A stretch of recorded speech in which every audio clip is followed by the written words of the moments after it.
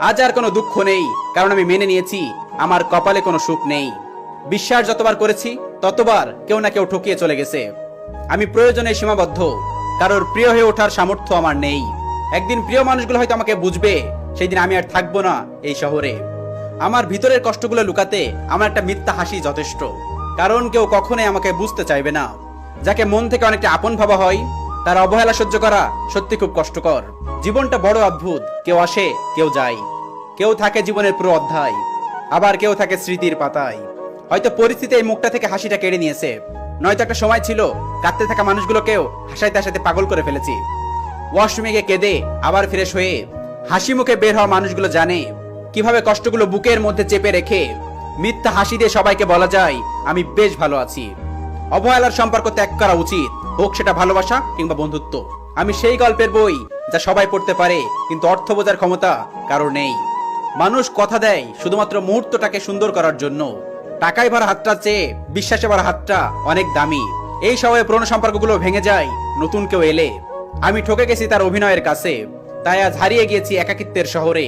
চেহারাটারে নষ্ট করে ফেলেছি রাতে না ঘুমিয়ে, আর মনটারে শেষ করে ফেলেছি কাছের মানুষগুলোকে বোঝাতে না পেরে। অবশেষে যার ভুলে যাওয়ার কথা নয়, সেও আজ আমার ভুলে গিয়ে বেশ ভালো আছে। এত অহংকার দেখিয়ে লাভ কি? কবরস্থানে গিয়ে দেখো না কত অহংকার মাটিতে মিশে গেছে। দুনিয়াতে যার টাকা আছে সেই দুনিয়ার রাজা। কিছু মানুষ পূর্ণতা দেখিয়ে শূন্যতা উপহার দিয়ে চলে যায়। আল্লাহর উপর ভরসা রেখে সামনে এগিয়ে যাচ্ছি, ইনশাআল্লাহ একদিন সফল হবই। এই দুনিয়ার সবাই তোমাকে ঠকালেও তুমি ভেঙে পড়ো না। মনে রেখো, তোমার সৃষ্টিকর্তা কখনোই তোমাকে ঠকাবে না। আমার নিজের কোনো ক্ষমতা নেই, সবসময় আল্লাহর উপর ভরসা রাখি। প্রিয় জিনিস বেশি দিন থাকে না, হয়তো হারিয়ে যায়, নয়তো বদলে যায়, নয়তো অন্য কারোর হয়ে যায়। স্বপ্ন ওইটা না যেটা তুমি ঘুমিয়ে দেখো, স্বপ্ন তো ওইটাই যেটা তোমাকে ঘুমাতে দেয় না। মানুষ প্রেমের প্রতি আসক্ত, আর আমি বলি প্রেম হচ্ছে বিষাক্ত। আপনাকে কেউ বাঁশ দিলে সেই বাঁশ দিয়ে মই বানিয়ে আপনি উপরে উঠুন। মধ্যবিত্ত ঘরের ছেলেদের নিজের পায়ে দাঁড়াতে এতটাই সময় লেগে যায় যে যখন সে দাঁড়িয়ে যায় তখন তার অনুভূতিটাই হারিয়ে যায়। যে তোমার জীবন থেকে চলে যেতে চাই তাকে যেতে দাও, একমাত্র সময় বলে দেবে কাকে কার কতটা প্রয়োজন। অভিমানের ভাষাগুলো যদি সবাই বুঝতো তাহলে কোনো সম্পর্ক কখনো বিচ্ছেদ হতো না। মানুষ তখনই স্থির হয়ে যায় যখন সে বুঝতে পারে যে সে যা চেয়েছে তা কখনোই পাবে না। আমি ভেবেছিলাম তুমি আমাকে বোঝো, পরে বুঝলাম তুমি আমার চেয়ে বেটার কাউকে খোঁজো। খুবই ভালো সম্পর্ক ছিল, এমন অনেক মানুষের সাথে কথা হয় না অনেক দিন। নামাজ পড়তেই থাকুন, হতাশ হবেন না।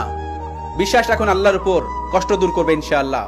খুব কষ্ট না পেলে মানুষ এত সুন্দর পৃথিবী ছেড়ে যেতে চায় না।